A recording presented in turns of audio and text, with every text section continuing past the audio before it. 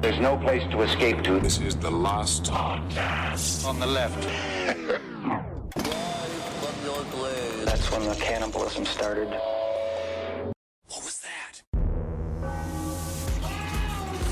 I was watching this new video on this dude who I guess had tried every drug in the world, and he was his favorite drug in the world was meth. Oh, okay. And he said the first time that he smoked meth, he came his pants.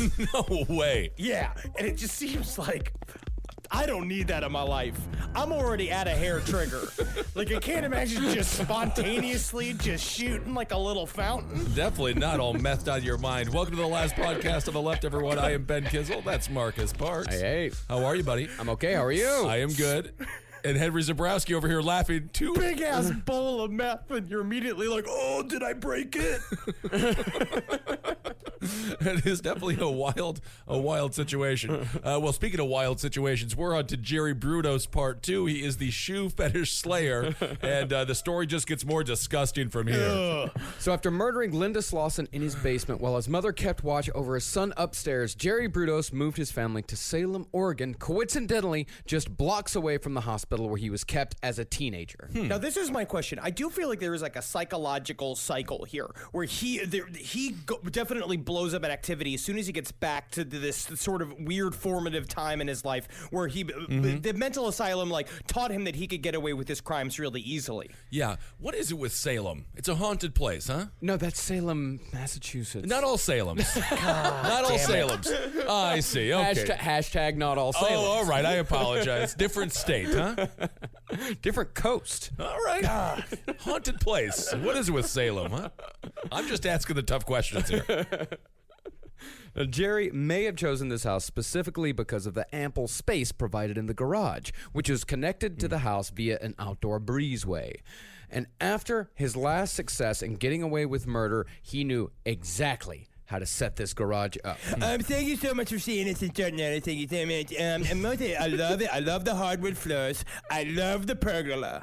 But honestly, we're going to need 4 bedrooms because I need at least like 1 bedroom definitely just empty between me and my daughter because I just can't be anywhere near him. He's gross. That's disgusting. Also, do you have like a whole private like garage area for my quote-unquote dark room? Should I not use quotes? Well, Jerry, you came to the right show, House Hunter Serial Killer Edition.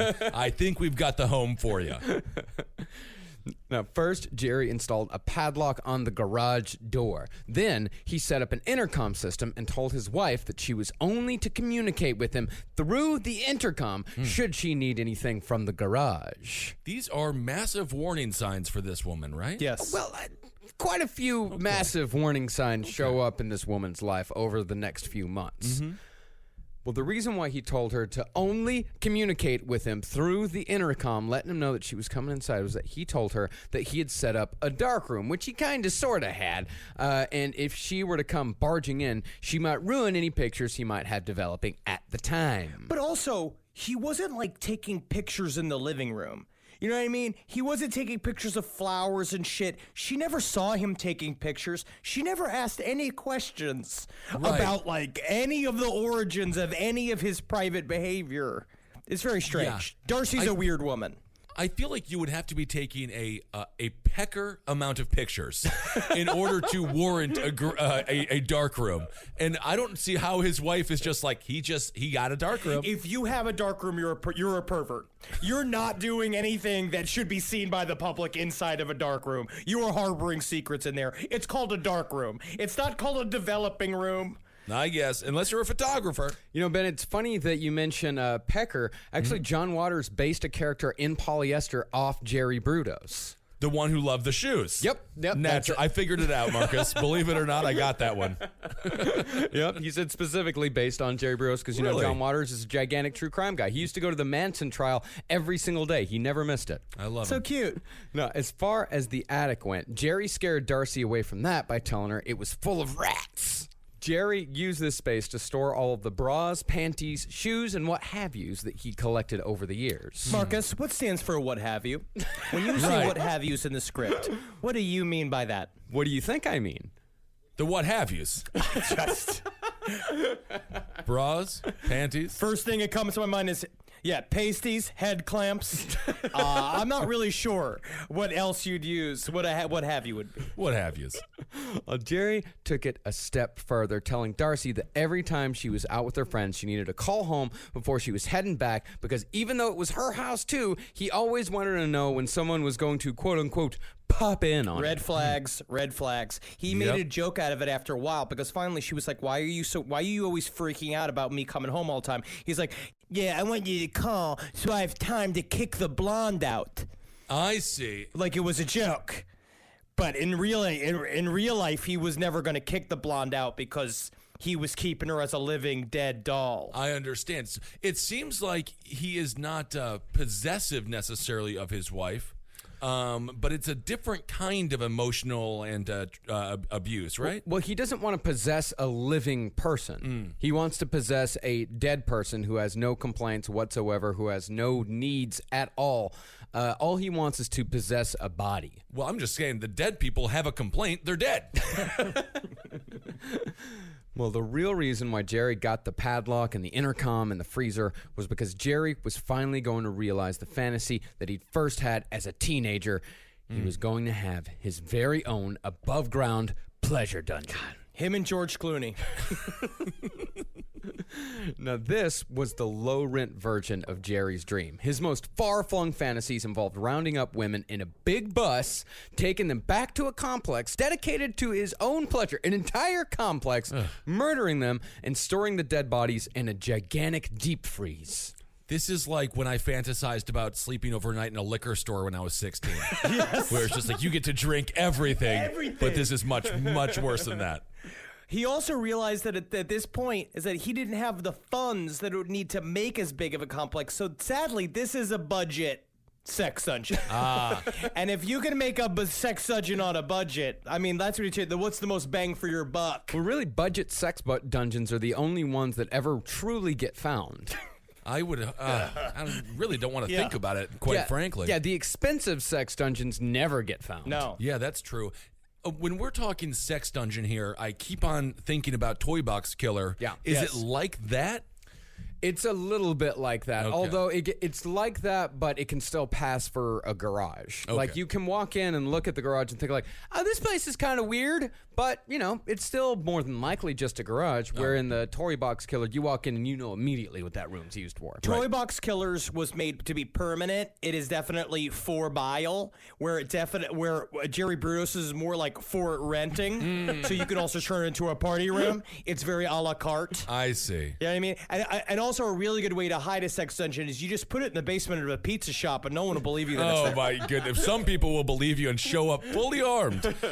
I'm getting the feeling that it was like a speakeasy where he would have all the bodies around and then people would come in and he would hit a button and all the cigar tables and all the poker tables would just turn into really nice, shelves for books. Now, not surprisingly, things started getting real weird around the Brudos house. One night, Darcy innocently commented that Jerry had gained a little weight. A little hurt, Jerry got up without a word, left the room, and returned a short while later dressed in a stuffed bra, a girdle, stockings and garters, and size 13 high heels. Now, when I first read this detail, the first thing I thought that he would do is he'd come in and start doing that like that Castilian like board stomping dance that women do with the big high heels. But in reality, can you imagine this big brooding man just walking into leaving, be like, excuse me, and then walking out, coming back in. This is Dad, by the way. And then he is in full female regalia, and then he just stares at you for like a beat of the most awkward silence in the world. And then it's like, all right. And then he leaves. I mean, this seems, I'm going to say it, kind of fun. That's kind of fun. How is that kind of fun? Because he went and got all dressed up because he was old. He wanted to feel sexy again because his wife called him fat. And he said, I'm going to regain my beauty. Well, actually, that is what he said. He came back in. He's like, does this make me look slimmer in the women's clothing? She's like, no. She just kind There's of. always a point in these episodes where I'm like, I can relate to that. She just nervously laughed, and then there was an awkward silence, and then he left the room, went back into his normal clothes, came back, sat down, and they never talked about it again. So I see here that the Mets are playing the Dodgers this weekend. That's a piece of business that interests everyone in the home, isn't it? That is a fun game, huh? So 10 months after the murder of Linda Slauson, Jerry Brudos committed another murder of opportunity. This time, it would be 23-year-old college student Jan Susan Whitney who would fall victim to the shoe fetish slayer. On November 26, 1968, Jan's car broke down along I-5 while she was on her way home back to Salem after visiting a friend in Eugene. A couple of good Samaritans walking by stopped to help, but Jerry Brudos, driving home from work, decided to intervene. Hey, so what's going on here? Seems like your car is like all fucked up. I was thinking of me and my buddy Brian here. We saw you like pulled over and shit. And we're like, what if we just like smoke weed at it?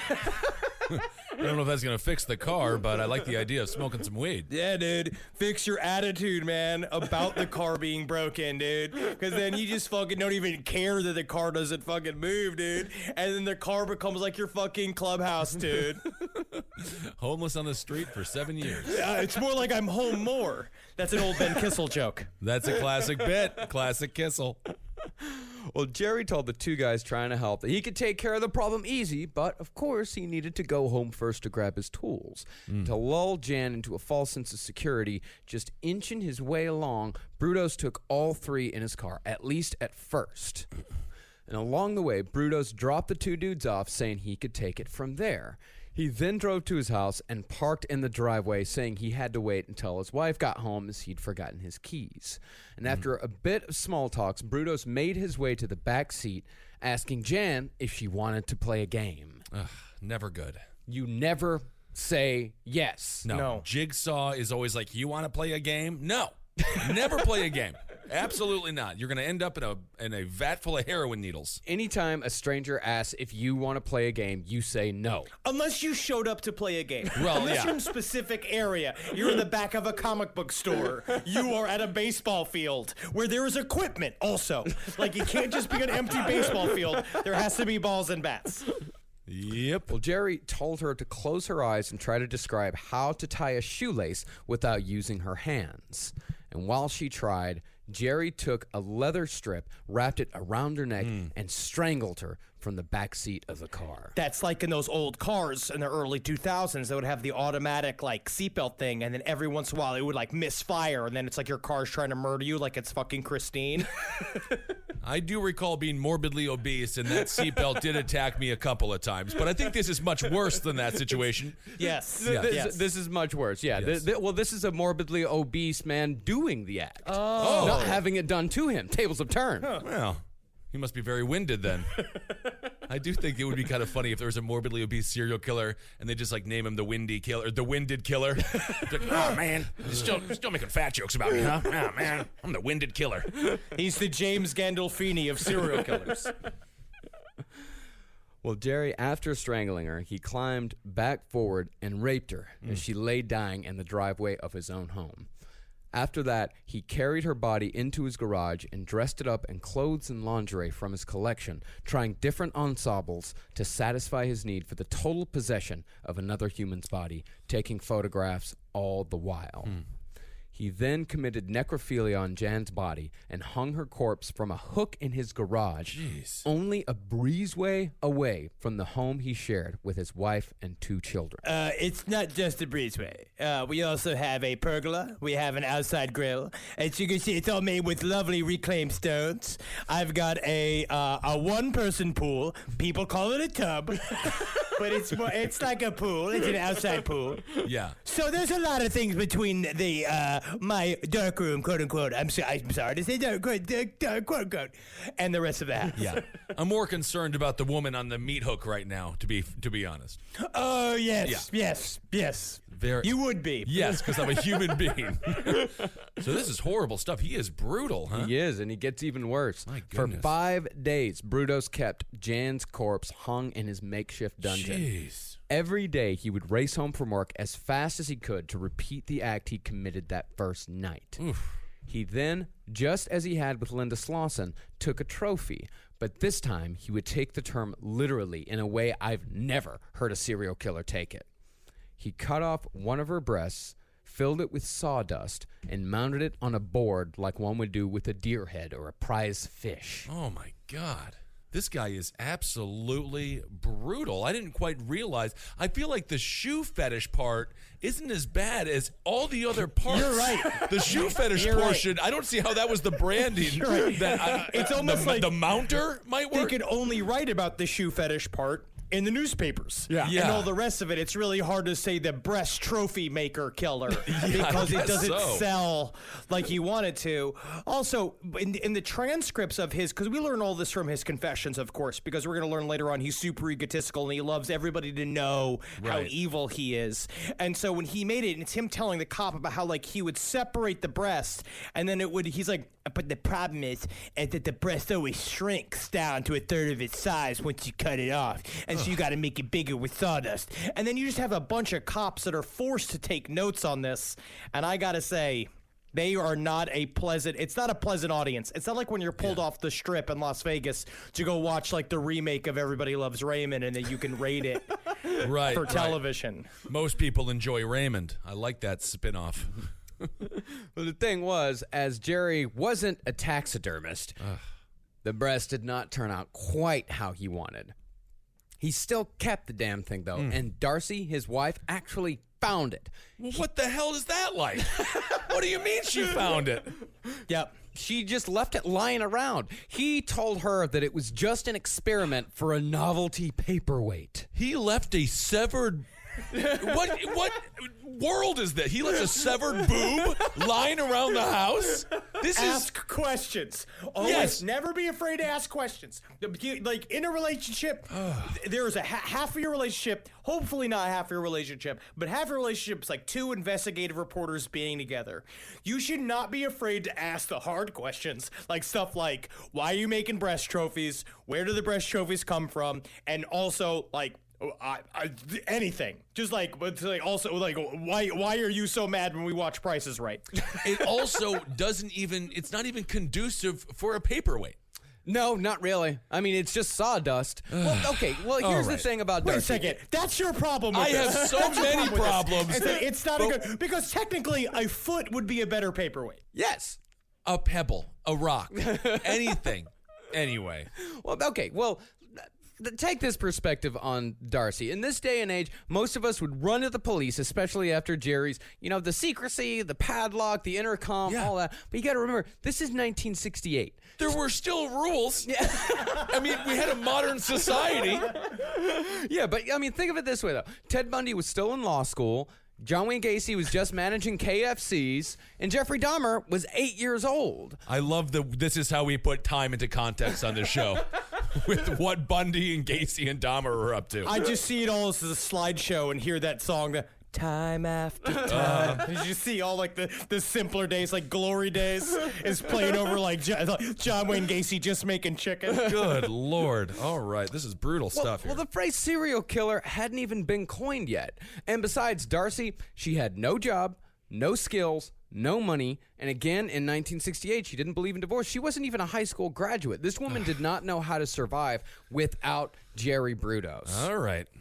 So Darcy, with no real frame of reference and nowhere to go, chose to believe Jerry's novelty paperweight story. And Jerry's carelessness... It's a human boob.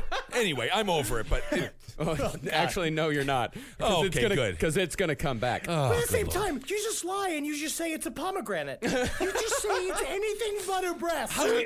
Because he kept blaming college students. He kept saying like, "Oh, this is my buddy's college art project that I have over here at the house." All it's kept being like, "What college students are you hanging out with?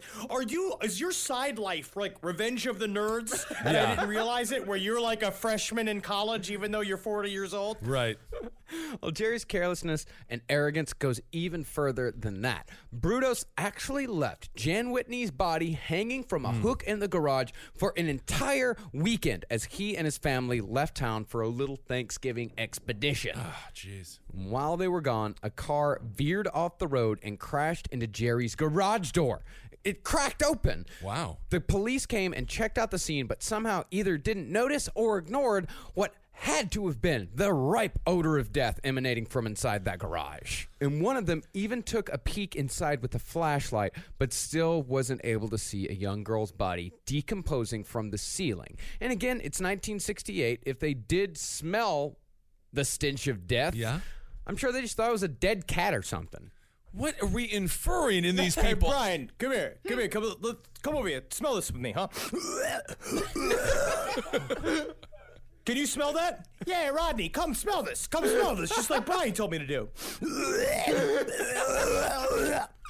Best leave it alone. Yeah. No questions asked.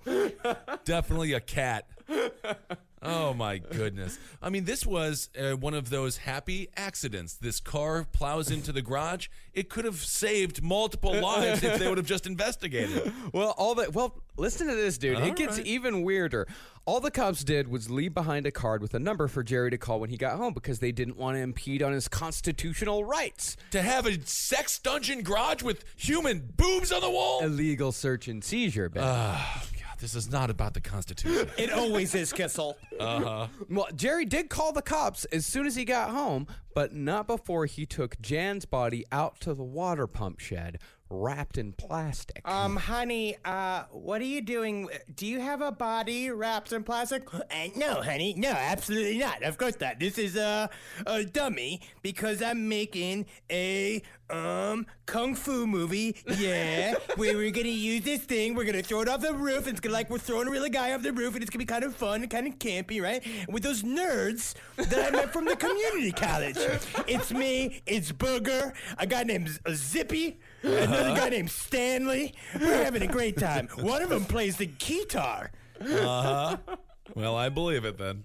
So there the cops were, in the middle of a crime scene without a single idea of what had been happening there over the last few days with the murder victim's body just a few yards away in the backyard watershed. That was how arrogant Jerry Brudos was. He could have just as easily gotten rid of the body like he had the other one and then called the cops. But I think for him, I think a lot of stuff for Jerry Brudos, it's like having sex in public. Half the thrill is almost getting caught, or the possibility of getting caught. I also think with Jerry Brudos, it's kind of like the H.H. Holmes thing too, because you keep building up the stakes. It's because psychopaths get bored so easily. So every single time, it's just like, how can I like make this the most roundabout way to show just how smart and clever I am more than ever? It's this fucking superiority complex is going through the roof. So this guy is treating this woman like the girl in the ring. Yeah. Just throwing her into this well. Shed. The shed. I'm getting feelings of like the Grim Sleeper, where didn't people know what was going on in the community? Was this one of those kept secrets that everyone's like, yeah, Jerry's a little weird? Well, there were some people later during one of the trials, some neighbors did testify that they saw some weird shit, but eventually they decided that these people were just kind of looking for attention. Oregonians are very private and they love murder. And we know that for a fact. And they like it when their neighbors murder other people because they hate when new people move into Portland because they think that they're changing the city for the worse.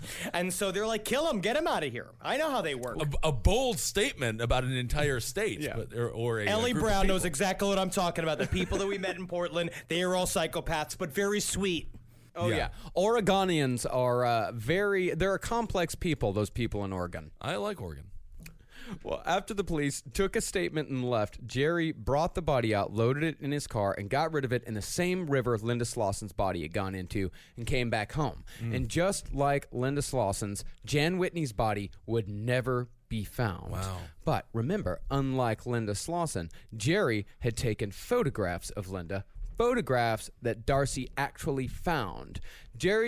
Jerry again had an excuse. Like Henry said, the photos of the dead girl, I'm just developing some photos for a college kid that I know. It's Of still a like, dead even girl. if they were just I mean- photos from a college kid, they are of a nude woman in high heels. It seems like a very strange relationship that Yeah. you have with this child. That Yeah. you're just doing all these weird ass of a scared nude woman, because it's not like she's like fun and happy about it. She Right. looks like a woman that's being held captive. Oh no, she was dead. This one on Jan Whitney. Jan Whitney was dead when they started when he started taking pictures. The live photography would not happen until the next victim. But that's not the thing. nice. We can forgive Darcy for not knowing exactly what a dead body looks like. I don't know. But it's a little hard to believe that she didn't notice the pictures had been taken in the exact room she was currently standing in. Yeah, well, I understand she did not commit these crimes, but my goodness, Darcy, you could have saved some lives here. So Jerry's cooling off period was, like it is with almost all serial killers, getting shorter and shorter. While the first was 10 months, the second would be less than half that. It's kind of like when you cook a steak. And then you have to let it sit so that all the juices can get in it, right? That's what serial killers are like. Because Right. if not, you ruin the steak if you let all the juices out. For those 10 months, then now 5 months, the juices are getting sealed up in his guts. So Right. when you carve him open, he's just, molto bene. So we have been discussing a sexually depraved serial killer, and somehow you managed to make a steak analogy. Yes. All right, very So good. you're saying I'm talented. I'm saying you found a way to get to food. Yes, I'm hungry. So Karen Elena Sprinkler was back home for spring break on March 27th, 1969. Her plan that day was to meet her mother for lunch at Meyer and Frank's department store and then spend a nice afternoon shopping. But Karen would never make it out of the parking garage, for there she met Jerry Brudos. Now, Jerry didn't say what he was wearing when he kidnapped Karen, but two witnesses from weeks before said that they had seen a gigantic freckled woman wandering around the parking garage, fiddling with her girdle. It could have just been a large lady. Could That be. has been unnecessarily maligned by these people. Well, this is the question now. Was Jerry Brudos transgender? No. Absolutely not at no. all? No, No. he just liked wearing women's clothing because not all cross dressers are transgender. Some of them just like wearing skirts. All right. And Jerry Brudos was one of those people where he just kind of liked wearing women's clothing. Yeah, sure. Easy breezy, let it flow. it kind of became a job for him. Kind of like how podcasting was a passion of ours, but now it's our job. Where it's like he went from it being like a Tootsie, where technically it was a job, it turned into real life, to more of a Mrs. Doubtfire. Yes. Where now he's in a Mrs. Doubtfire part where his passion is becoming what he has to do. It's You know what I mean? interesting. And that's almost yeah. sad for him. It's interesting you mentioned clothing when performing your profession. You're currently naked. Again, That is a Again. part of this job that I am allowed I to see. do. I am allowed to be like this.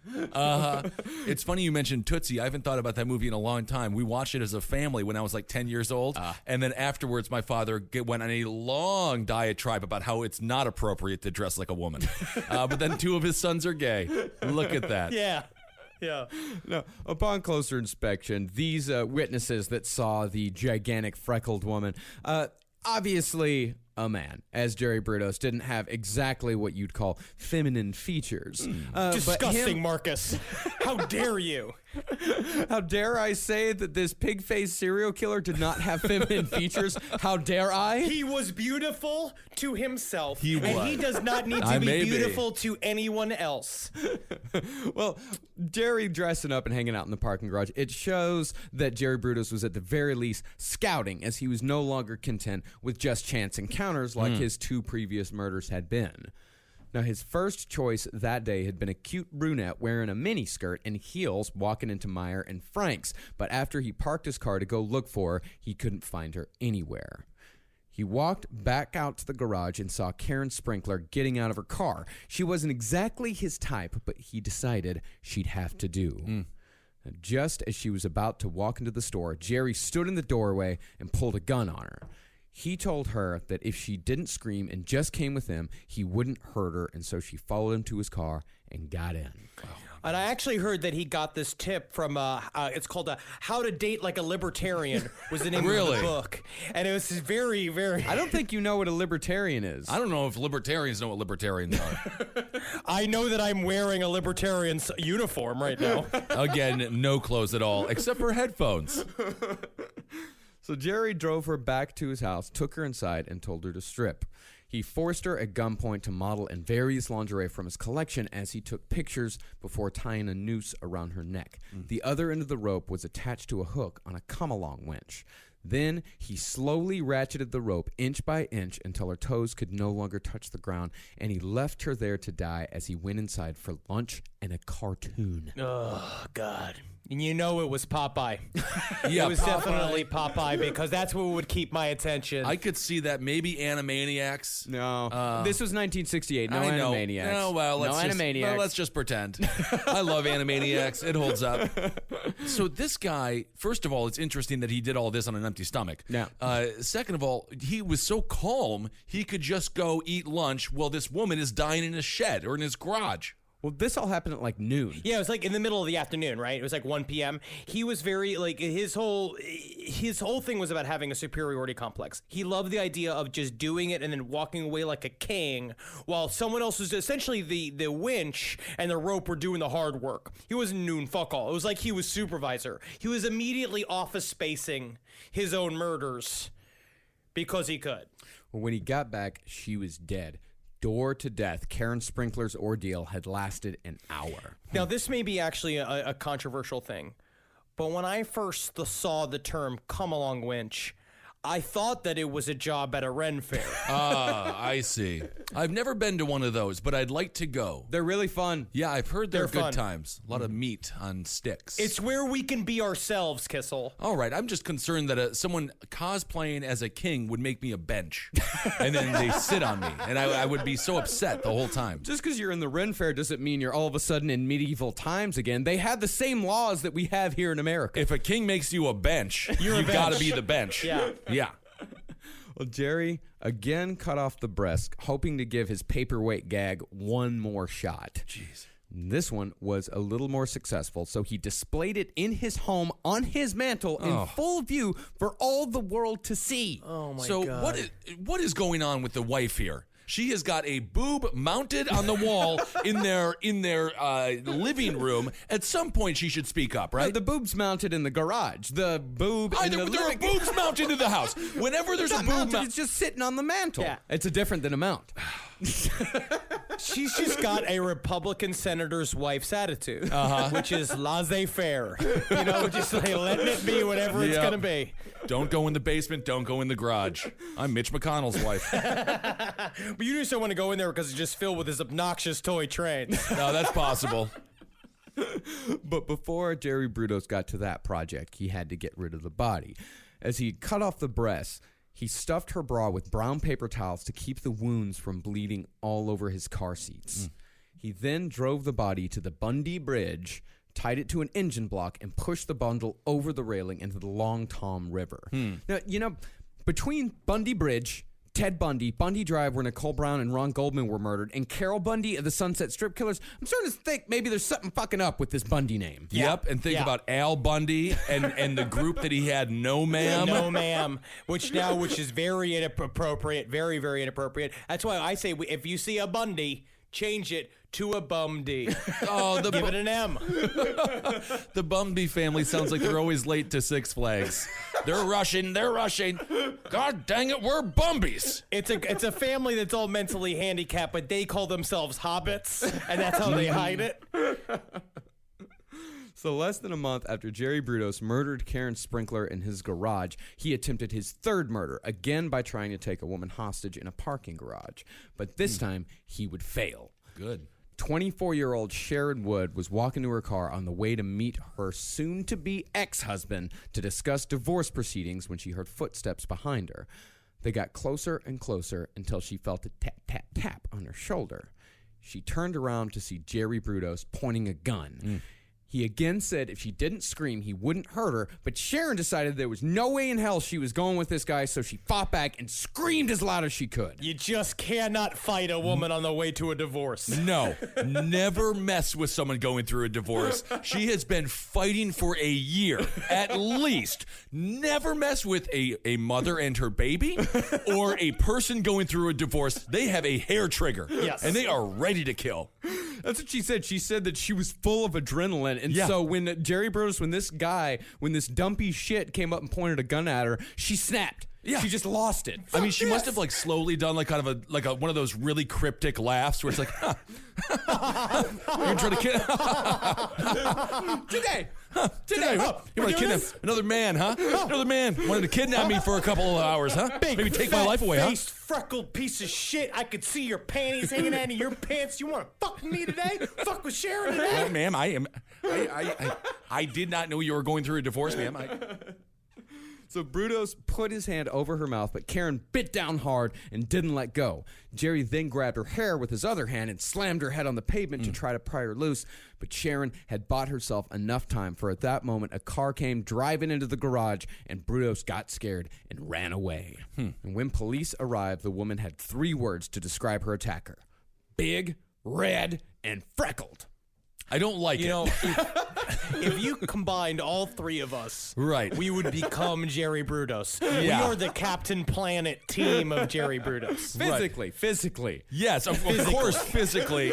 And that's kind of what it irks me.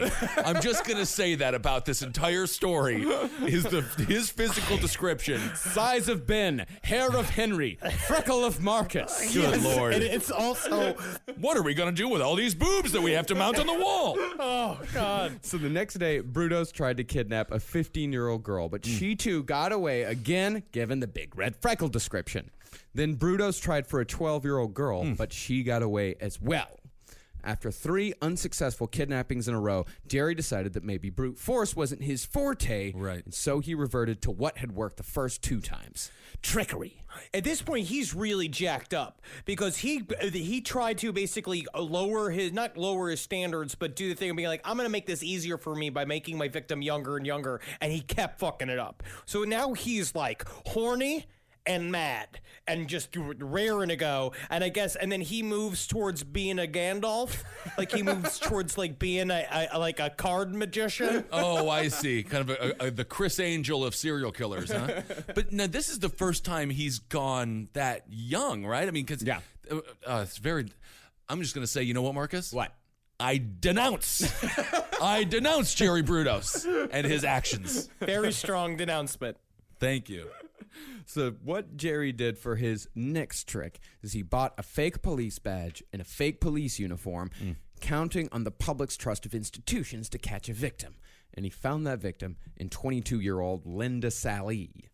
Now, since Jerry's cover was essentially blown in parking garages across the greater Salem area, he headed up to Lloyd Shopping Center in Portland.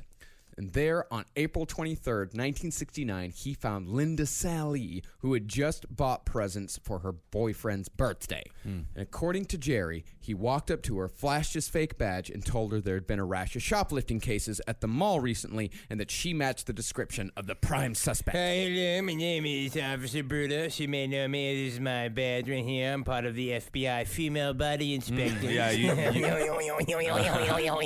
It's a joke I've had since I was a kid. It's funny. No, I'm really with the Federal Bureau of Inspection. Is that the term, inspector? Yes. Jerry Brudos. So he convinced this woman that he was a cop somehow. Somehow, well, he had the fake badge, he had the fake uniform, and this is 1968. People, I mean, the trust in the public institutions was starting to fall just a little bit. Yeah, but you know, some girl living in Salem, Oregon, some guy in a cop uniform with a badge says, "Come with me." Probably gonna go with him. But it's not like he has a cop car or any information or understanding of what being a police officer is. Yeah, he did not. But the thing is that at this point, this girl's probably more afraid of getting into trouble than she is of getting murdered. You know, that's a much more reasonable thing to go through her head. It's like, I'd better go with this cop or else I might get in trouble. I don't want to get in trouble. And if I just go with this guy, then nothing bad is going to happen to me. And that's the great irony of it, is Right. her trying to prevent something bad from happening is what actually leads to her murder. Yeah. Never trust anyone. That's right. Never trust anyone. You know- I want to see the cop car. I want to see the numbers on the badge. Yep. If I'm going into an ambulance, I want to just, you better check them sirens. Yep. Before I believe that this is an ambulance. I do not trust that I am being arrested by a police officer until I am fully beat up in handcuffs, sitting in jail. And then I say, I think they might have been real cops. You got me. You got me, guys. I trust you now. No, I agree. Don't trust anyone. All we have to do is follow Stone Cold Steve Austin's t-shirts. Which is? DTA. Don't trust anybody. Anything that can fit on a Stone Cold Austin t-shirt, that's all you need. Well, if Linda Sally's fear shifted from getting into trouble to physical harm as they drove an hour back to Salem instead of the police station, she didn't say a word on the entire drive, according to Jerry. And she didn't say a word when Jerry directed her to enter his garage. There, he tied her up and went to eat dinner. He's always doing this stuff hungry. Like you said, Kissel. It was like I was reading about, like, Terry Crews. He wakes up and he works out first thing, and he doesn't eat till 2 p.m. He's doing all this hungry. Really? Yeah. Wow. I guess it's sort of like a Snickers commercial here, the Jerry Brudos edition, which is, it would be a dark line of commercials for Snickers to go down. Well, after Jerry got back from dinner, he found that Linda had broken free from her ropes. But instead of trying to escape or use the phone that was right there in the garage, Linda was just sitting there waiting. I mean, What is going on here? Well, you know, this might seem a little baffling, It but seems extremely baffling. Just get out of there. well, it's actually a well-documented reaction to kidnapping. I read this article. It was published in the Journal of the Royal Society of Medicine. Sounds like they focus on spina bifidus the most. Very good. Very good, Marcus. Thank you. But these two writers, David Alexander and Susan Klein, they wrote that in some kidnappings, certain personality types will respond with what's called frozen fright. In frozen fright, the victim's normal emotional reactions are completely paralyzed. In more extended kidnapping scenarios, some people suffer from what's called learned helplessness, in which the person believes nothing they do can help their situation. And it's very possible that Linda Sally fell victim to this symptom almost immediately upon figuring out that Jerry Brudos was definitely not a police officer and definitely meant her harm. Because, you know, as far as it could be with her, you know, she was just waiting for him to take her home. She's like, well, I guess I'm just here, but if I sit here and wait, then maybe he'll just take me home and not hurt me. Yeah, and do whatever he wants. We'll get this over with, and then this will be over. And then at the same time, Jerry Brudos is looking at all this is that it's technically fulfilling his even deeper fantasies, because there's a part of him where he sees that she's broken away and hasn't escaped, and he's like, she's flipped. She now loves me. This is all consensual. This is all great, and it's a thing that he always wanted, like total control over someone. And at the same, but he's also, you know, a very sick person. Well, the thing is about Jerry is that, you know, he liked her being so submissive, but what he really wanted to do is he wanted to possess the body totally. He didn't want a living woman. He just wanted the body. He just wanted a doll. So he tied her back up. He looped a noose around her neck, just as he had with Karen Sprinkler, and again slowly winched the rope along until she choked to death, and again he committed necrophilia. But this time he decided to try an experiment. He hung her corpse on a hook, stuck hypodermic needles into her rib cage, and ran electricity through the metal. He said he wanted to see if he could use the current to make the corpse, quote-unquote, dance. Okay, so he's got this woman acting like, I believe, Kim Basinger in Tom Petty's Last Dance with Mary Jane. Kind of, sort of, So he's dancing. Again, what is happening? He's in a garage.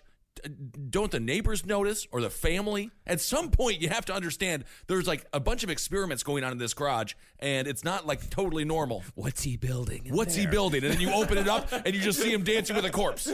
Well, no, not literally dancing. When I say dance, he said, what was the exact quote? He said he wanted to watch her jump like a frog in a skillet. Yeah. He didn't think he was gonna plug her in and she was gonna turn into Lady Gaga. You know what I mean? And that's fucked up to say. That's But awful he to didn't say. think that. He thought it was just. He thought it was gonna wiggle around, but it didn't because he didn't have enough he didn't have enough current or just whatever. He's just bad at it. Right. You know, we do dark humor on the show. That's what I always say. We do. We do. We do. But I will say, I scream for hours in this room in my apartment complex, and no one says anything. Yeah. Except someone did ask me. I was at the community grill, and it was like I was grilling something in the front of my apartment complex, and someone walked past and asked me if I was the guy who's always screaming in accents, and I said yes. Wow. Well, that's an interesting way to call you racist. I am just saying that they are trapped in here with me. I'm not trapped in here with them. So when the body did nothing that Jerry wanted it to, he took it down and again threw it over the Bundy Bridge, weighed down by a Chevrolet transmission. And thankfully, Linda Sallee would be the last victim of the shoe fetish slayer. Oh, thank goodness. And within 2 months, Jerry Brudos would be behind bars. Yeah. Now, It even though definitely doesn't seem like a good advertisement for Chevy. I think if you're Chevy, It was very irresponsible for them to do the commercial where it showed like a woman's like undeformed body floating in a plastic tarp, and it was tied with a chain to an engine block, and they lifted it up and they're like, Hyundai. No wonder it didn't sink. It's not made of the right material. Like a rock. I don't think that's what they meant with the Like a Rock slogan. Yes. If you are Chevy, you want to distance yourself from this character. You very much do. And you know what? I say that Jerry Brudos was caught within 2 months.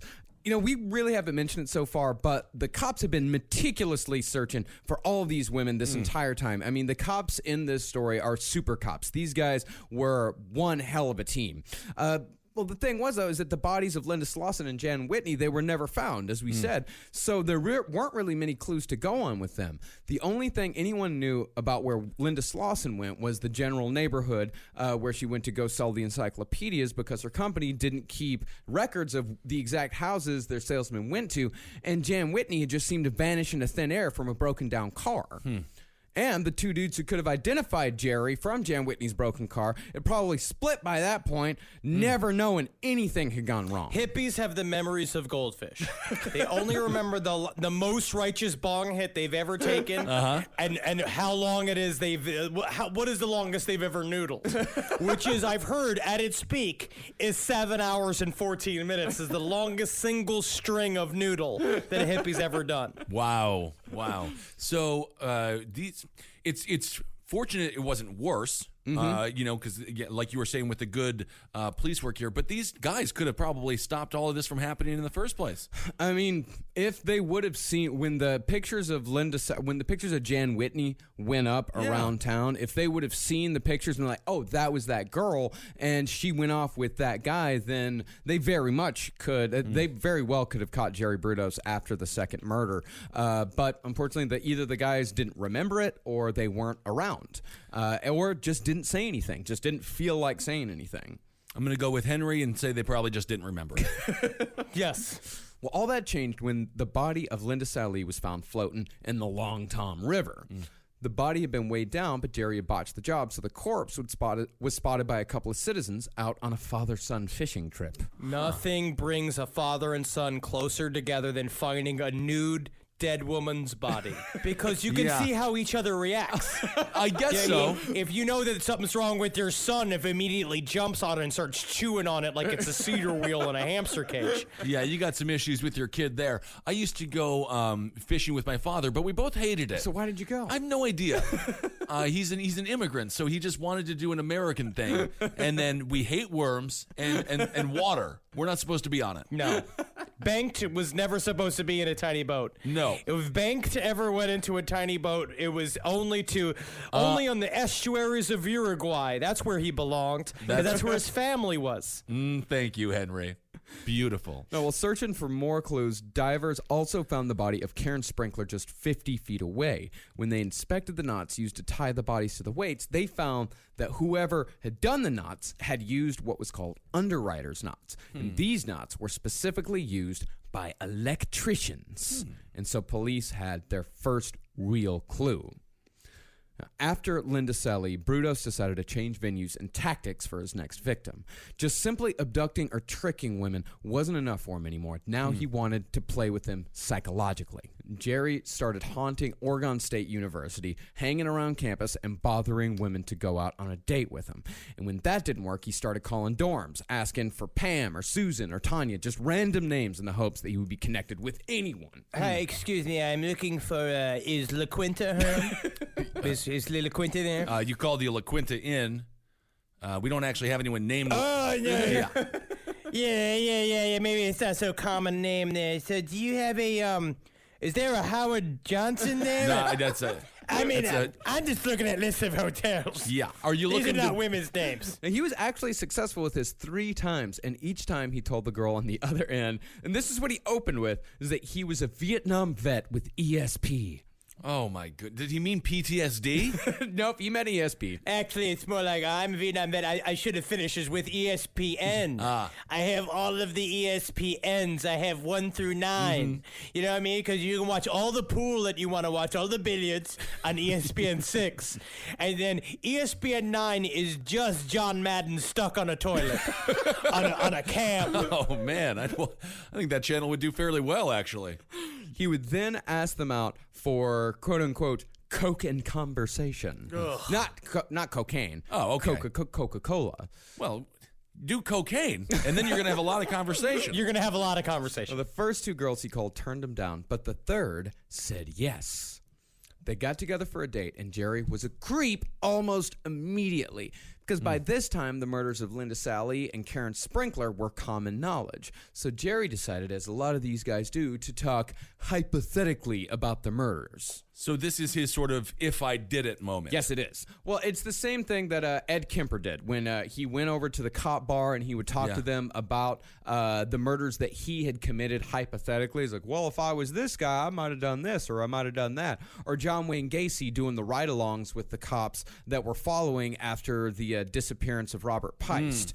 These guys do this a lot. And this is like kind of a psychological flaw in these guys, that it's still like it's another way for them to feel superior. And we're going to see this extend to the police, but it started off with the women and we're saying he is getting off sexually on this, on seeing them being made uncomfortable about him talking about the crimes that are happening. And he likes it because it's basically putting him in a power position immediately where women are kind of already on guard, and now he's needling them, like talking about this very fucking frightening real thing that's happening all around them to girls that look just like them. Yeah, so you got this guy who is like Ignatius from Confederacy of Dunces. Kinda. Just obnoxious, fat, disgusting, hanging around college campus. Again, were there any red flags? There's a lot of red flags here. Yeah. That no one is really picking up on. 24/7. You never just randomly answer a fucking phone call. I guess technically Tinder's the same thing. I guess. You're just meeting up with randos. They could say whatever it is that they want about what they are and what they do. Well, first, when Jerry was out on the date, he asked the girl how she knew Jerry wasn't going to take her to the river and strangle her. That's what he opened with. Do you think it's just because I look too kind? Or do you think it's because I look too fucking awesome? You know, when I was a child in high school, I didn't have a lot of time for classes because I was too busy going to a mental asylum, so I was pretty cool. I had stuff going on. Well, you should have clarified coke and extremely creepy conversation. And then he said, and this is an actual quote from him, this is what the girl said that Jerry told her. Okay, think something sad. Think about those 2 girls that were killed. Yeah, I'll start with that. That was an awful thing that happened, right? Isn't that fucking bad? All right, now think about something else sad. Think about, like, the Buffalo Bills and how they lost 4 Super Bowls in a row. That's sad. It's extremely sad. I also love, again, when Jerry Brudos slowly becomes Charles Ng. This is like my favorite bizarre muddled right in accent in a while. And who is more annoying, Charles Ng or Jerry Brudos? More annoying. I think Charles Ng only because of just the strength of his character. Charles Ng is he's louder. I'd say he's 5 decibels louder than Jerry Brudos. It's just a matter of volume. Yeah. Jerry Brudos isn't in the break room practicing martial arts and screaming like Charles Ng was. You don't know what I bring to the banquet! Oh my goodness. I love the conversations that this show inspires. Well, Jerry followed the think about something sad opener by asking this girl why she wanted to be raped like the other girls. And he then ended the date by saying he needed to go work on an engine, again referencing the girls in the river. He's just trying to be as creepy and as awful as he possibly can be. Yeah, you have to understand what a struggle it is, you know what I mean? Because I tried Toyotas, but they just weren't. They weren't doing anything right, and then I went over and I tried a Fiat engine, and it just didn't really that didn't get for me either, but really it was just when I got this Chevy, I was like, now this right here, this is like a rock. But thankfully, instead of just trying to write it off as just a bad date, the girl immediately called the police when she got home. And since the papers had never reported the sexual assault, police knew this was something worth looking into. Because, I'm sure there were plenty of people calling in with tips, but since he had not, this is why cops don't release all the details from a crime. Right. Is because they're waiting for somebody to trip up. Yep. Yeah, and Jerry Brudos tripped up. And what's more is Linda Sallee was a student at OSU, so police had already been canvassing the area asking about suspicious characters. And women had already told them about the flabby, freckled 30-something bothering women around campus. And now a person with that same description had given details about the murders that weren't public knowledge. And Jerry hadn't left a number, so police told the co-ed to call them as soon as Jerry called back. And a few weeks later, he did. He told her that he was in the neighborhood and asked if she could meet him in about 15 minutes. Because, of course, he's thinking, he's planned it. Right. He's thinking, this is going to be the woman, this is going to be the day. I'm going to make her come down as fast as she can so she doesn't have time to think about it and I can surprise her. But she told him that she'd be ready in an hour. You do it. It's a very common thing that they do on cold calls and sales and shit like that. The idea is that you basically raise the stakes and you say shit of being like, you have to do this right now. Right. And you put a weird sense of anxiety in someone. Being like this, you got to come in and we got to jump on this deal right now. This is a deal. This is Coke and conversation. Right. And it doesn't come around that often. Yeah. And after she told him she'd meet him in an hour, she hung up and called the cops immediately. And when Jerry showed up an hour later, the police were there waiting for him. Nice. And Jerry, probably not knowing that the Nazis to weigh down the bodies had given away his profession, freely offered up that he was an electrician by trade. Honestly, it's very creepy. Is that the cops came, Jerry was sitting in the lobby waiting for her to come down, and he saw the cops, and he did not react at all. They came, and they asked him, what's up? Saying, we're canvassing for people in the neighborhood, just asking questions. We're looking for this killer. And he just laid this whole line down, be like, yeah, I'm just an electrician. I'm here in town. I'm helping my buddy work on a project. And I'm just here. I'm just killing time in this lobby. So he lied, not knowing that he was already they were casing him, and he didn't think about it, but he thought he was being super fucking smart. So he lied and then left. Yeah. Right. So he's having his Chris Hansen Dateline NBC moment here. I don't know if they offered him cookies, which is always the strangest thing about that show, to catch a predator. Cookies, lemonade. It would be interesting to be a producer on that show with the just in charge of the food. Yeah. I'm in charge of snacks. Make sure there's cookies. And then you think about those people, once you realize that you are to catch your predator, you should start slamming those cookies, because that's the last time you're going to get good cookies. Oh, yeah. Those are the last cookies you're ever going to have, man. Very unfortunate you guys gave me macadamia nut cookies. It's my least favorite cookie. Well, Jerry, he gave the cops his real name, and he gave them his real address. They went to his house, and Jerry freely volunteered that he'd been living in the same neighborhood where Linda Slauson had disappeared the previous year, and he freely offered up that he regularly drove along I-5 where Jan Whitney's car was found. And as far as murders number 3 and 4 went, the department store where Jerry abducted Karen Sprinkler was only a few miles from his house, and the spot in the river where he dumped their bodies was only a few miles from where he worked.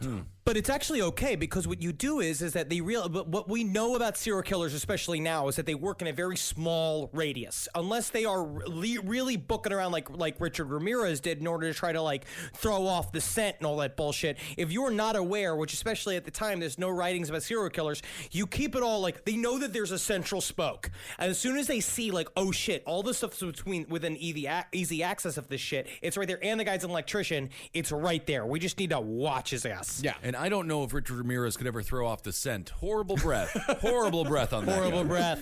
Yeah, because at this point, all of this stuff is totally circumstantial. Right. He just happened to be in the same area, and he just happens to, he just happens to be an electrician, and the knots just happen to be tied the way an electrician ties the knots, and he happens to match the description of a creepy guy going around bothered women. It's adding up pretty quick here. It's definitely adding up, but it's still circumstantial. This stuff isn't going to hold up in a court of law.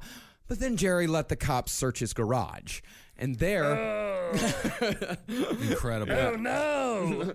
And there, cops saw wires tied in underwriters' knots, just like the knots on the bodies. So while Jerry was talking about God knows what, one of the cops slipped a knot into his pocket.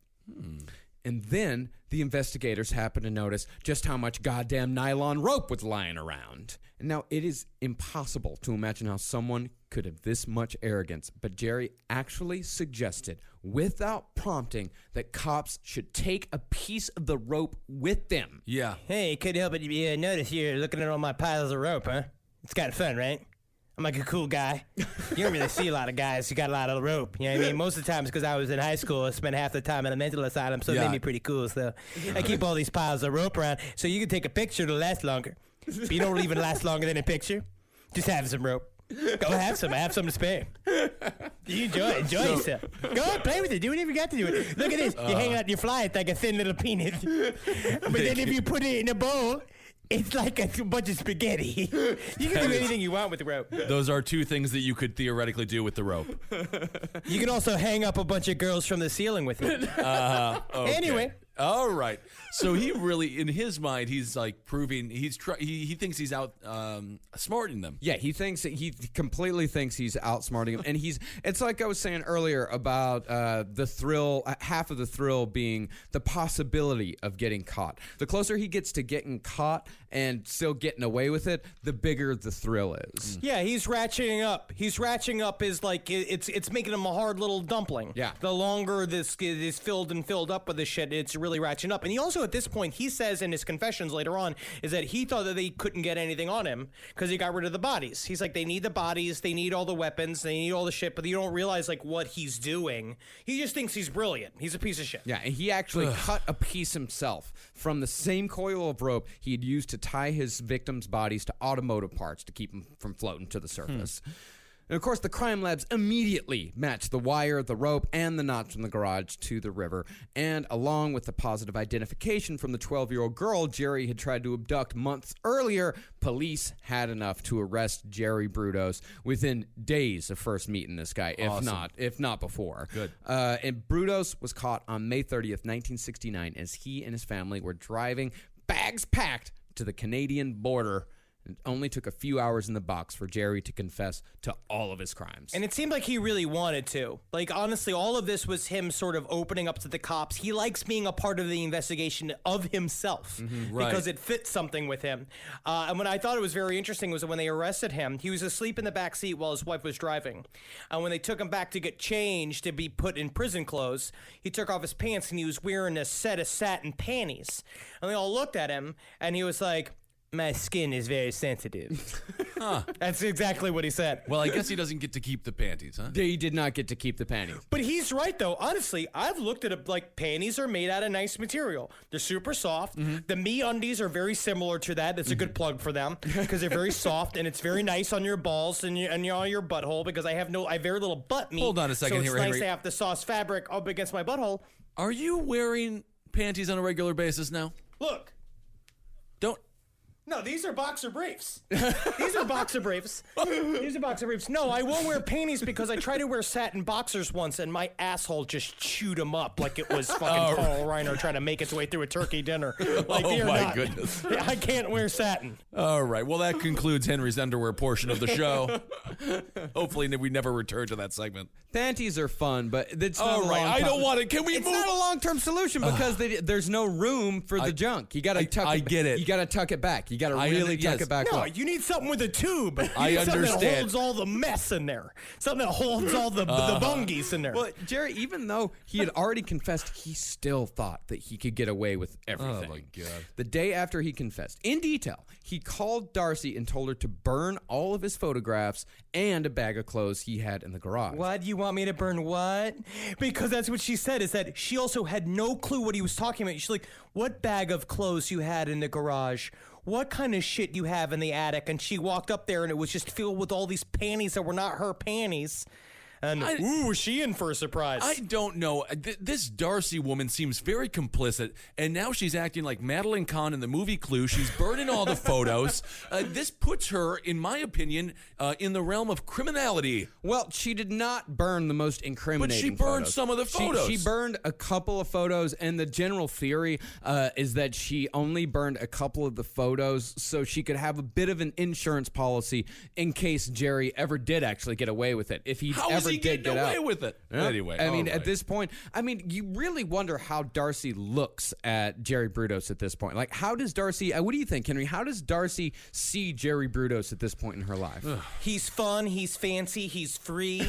I don't think so. that obviously it's just the deepest form of denial in a way, where you've really just to the point where you're aiding and abetting a murderer. Where I think that you, Yeah. at some point, you have to break through whatever is your comfort zone because that's where she's living in. She's living in a bubble. I think it was kind of the same thing we looked at when we talked about Eric Harris and stuff like that. When you're like looking at this kid that's something is obviously fucking up. Yeah. But you are just not going to even acknowledge it, because if you do, you have to do something about it, which involves then putting yourself in harm's way. Like, because think about this. How far is the jump between you becoming, you're his wife, and then if you discover all the crimes, that you become one of the victims? Yeah. You already seen the kind of shit that he was doing, cryptic shit. He Yeah. was choking her and stuff that she wasn't into. He was putting bags over her head and taking pictures of it like back in the day, and she saw the look in his eyes. She saw the Right. Brudos glaze that would go over when he did that kind of shit, and she knows that he's fucking dangerous. Yeah. I mean, it just, yeah. Anyway, it seems like if her comfort zone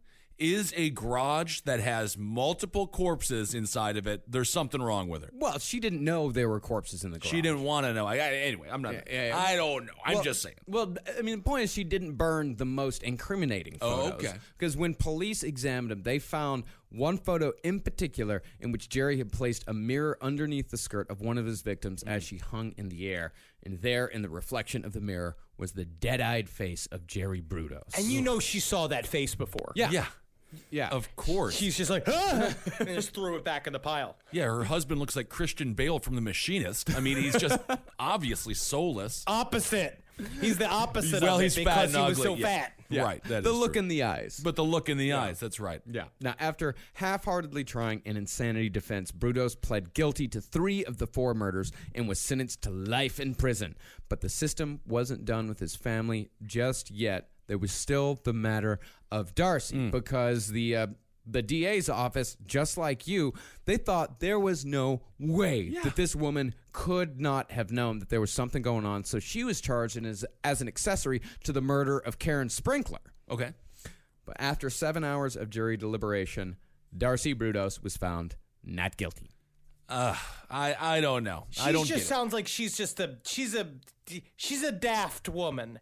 She reminds me somewhat of the what's the mom from All in the Family. Sure. Complicit in racism. And we don't know what was the name of the main dude in that? Archie Bunker. Archie Bunker. Probably a killer. We never saw his garage. They never did show his garage, so that's a good point. The only thing he ever killed was a 6-pack and a roast chicken. Love that guy. Darcy and her children changed their names, moved away from Salem, and are more than likely still living their lives out here somewhere in the United States. Maybe they're the Bumpkies. Is it what is it, the Bumbies? The Bumbies. The Bumbies. The Bumbies. You know who else would I think would have Bumbies. been? You know who could have really used a Darcy Brudos? Elliot Spitzer. Stand by your man, yeah. As for Jerry's run in prison, he was never particularly popular among the inmates and was actually sodomized about 6 months into his stay on New Year's Eve. Guys, let's listen. I know we're all caught up in the fever. The countdown is happening right now, but just please don't. All right, well, at least let me sing while I do it.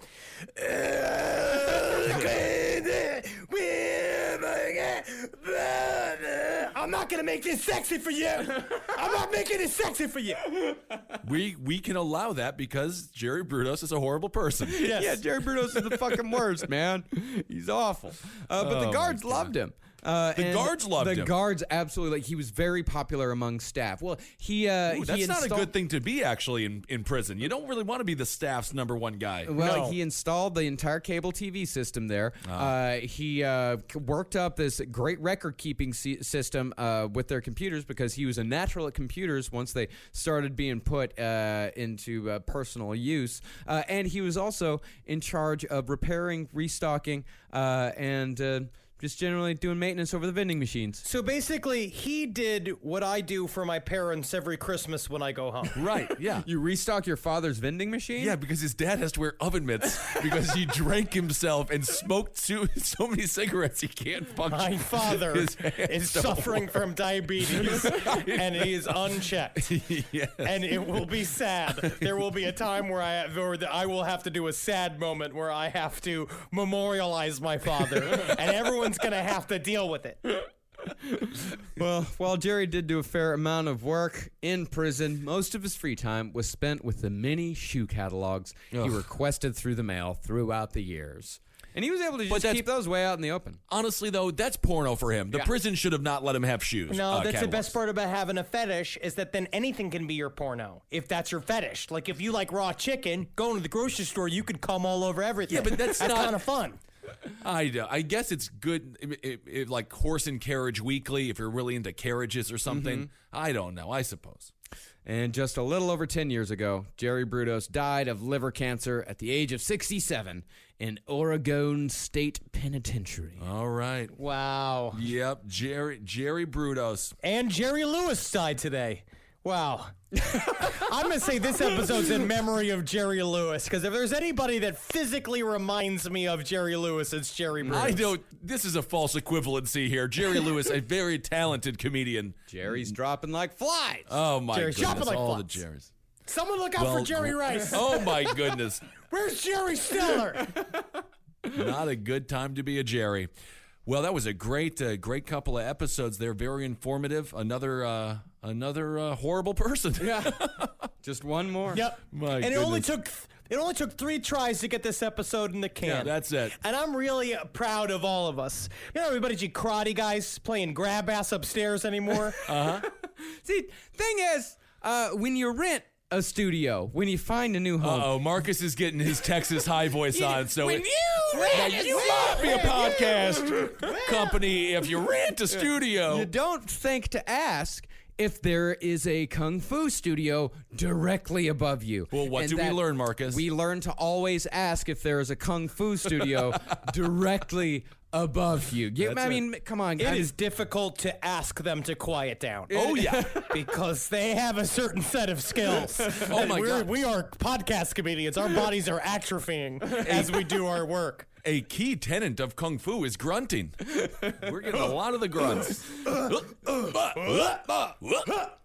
Yeah, we're going through some growing pains here. You know, things are changing, all for the better. But we appreciate you guys being patient with all of us. Yes, it did take 4 tries to put out 2 episodes here. So it is. This is good. We're going through just as much pain as you are. So, But guess what? Yes. Don't. Growing pains leads to stretch marks, and stretch marks make you beautiful. Cellulite Saturday. This is big. I think it's brave of us that we're showing our sweat. I guess so. Celebrating ourselves. I don't like the analogy as a person who went through multiple years of growing pains and has horrible stretch marks. They're ugly. On me anyway. Look at Well, me, you man. don't like I got your- them all. I got them all on my sides. I got them on my sides. I got them on my bum.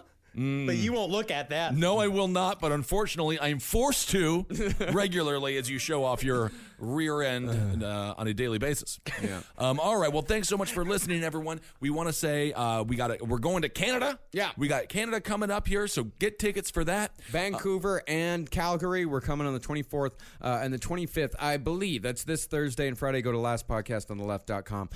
For all of our tour dates, we're also coming to Toronto. We're coming to Pittsburgh. We're coming to North Carolina. We're coming to Omaha. We've got a lot of shows left in this year, man. A lot of shows, and one of the biggest shows that we're extremely excited about it is in October. Yeah, make sure you come to our Samhain Gala, presented by us and Natalie Jean in Los Angeles at the El Rey Theater, October 28th. Buy those tickets. We're already halfway sold out. Yeah, It happened immediately. Yeah, they went on sale on Friday, and we in just a few days we've sold half of the tickets. So get them now. Do not wait. If you want to come, Do not wait. Get those tickets as soon as you possibly can. We very much, and we appreciate everybody who buys those tickets right when they go on sale, man. We can't wait to come out and entertain y'all again here in Los Angeles. It really does. We'll it's have going to be a lot of fun. Yep, a lot of people from the network will be there. Eddie Tunes and I think KB, Kevin Barnett from Roundtable of Gentlemen will show up, so it'll be really fun. And thanks for supporting all the shows here. Abe Lincoln's Top Hat for everything political. We're going to get through this together. Roundtable of Gentlemen, Page 7, Movie Signs with the Mads, Sex and Other Human Activities, all the great shows here. That's right. And we got some new shows coming up as well that we're really excited to talk about in the future. Oh, absolutely. We got some, if you speak Espanol, then you will be very excited for a new product or a new project that we've got coming down the pike. It's going to be out here in just a couple weeks. And we got a lot of exciting stuff here happening here in the Podcast Palace, but we're possibly going to move to a new Podcast Palace. Is that what we're calling it, the Podcast I think it's a new Palace? Podcast Palace. Podcast Palace. I like it a lot. Eddie named it on Roundtable. Oh, he did? The Podcast Palace. Yeah, I like it. Podcast Palace. I like that a lot. So make sure you can follow us on Twitter. I'm at Henry Loves You, at Marcus Parks, at Ben Kissel. Follow us on Instagram at Dr. Fantasty, at Marcus Parks, at Ben Kissel, the number 1. And follow Last Podcast on the Left on all of the bullshit at LP on the Left. Get off of Facebook. Please. I haven't been on Facebook in many months. I don't miss it. I think I've been off of Facebook for like... Do they send you the needy emails? They did. They sent me an email today. Facebook did? Facebook. Oh, they said they call you lazy. Yeah. I honestly, I'm so livid with Facebook. Do you get the hey lazy? It didn't. No, it wasn't. Hey lazy. It was like log back into Facebook with just one click. No. It's like no, you can fuck. Go fuck yourself. Yeah, you can go fuck yourself. I'm done with that stupid goddamn fucking site. Anyway, all right, everyone, hail yourselves. Hail Satan. Elgin. Hail me. And a Magustalations, one and all. Yeah. Praise be to Satan. Bring chaos to our enemies. What? Is that a new tag that you're working on? I like it. I don't know. I like it. I like it. I like it.